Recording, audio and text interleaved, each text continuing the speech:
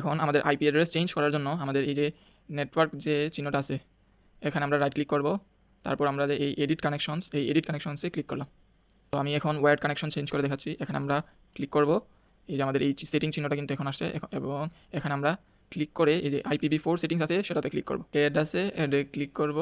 এই যে অ্যাড্রেসটা আছে এটা কিন্তু আমাদের এই যে আইপি অ্যাড্রেসটা আছে এটার সাথে আমাদের সামঞ্জস্য রেখেই কিন্তু আমাদের এই নতুন আইপি অ্যাড্রেসটা দিতে হবে।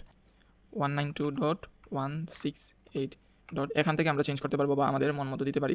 যেমন এখানে আমরা যদি 30 দিই ডট তারপর 25 এন্টার, এই যে আমাদের নেট মাস্ক কিন্তু অটো চলে আসছে। তারপর আমরা গেটওয়েতে ক্লিক করলাম এবং আমাদের গেটওয়ে দিব 192.168.30 125 বা 6 এবং এখানে আমরা সেভ দেব। রিস্টার্টে দিলাম।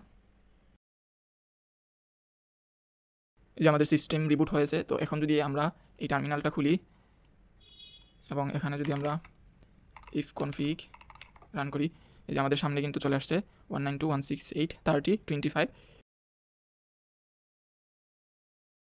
sudo dhc client client। এই আইপি অ্যাড্রেসটা কিন্তু আমাদের এই যে ইথারনেট 0, এই ইথ 0 আমরা এখানে লিখে দিব, ইথারনেট 0 এবং পাসওয়ার্ড দিয়ে দিব। এখন যদি আমরা পিং দেই, এই যে আমাদের পিং কিন্তু এখন সুন্দর করে কাজ করতেছে।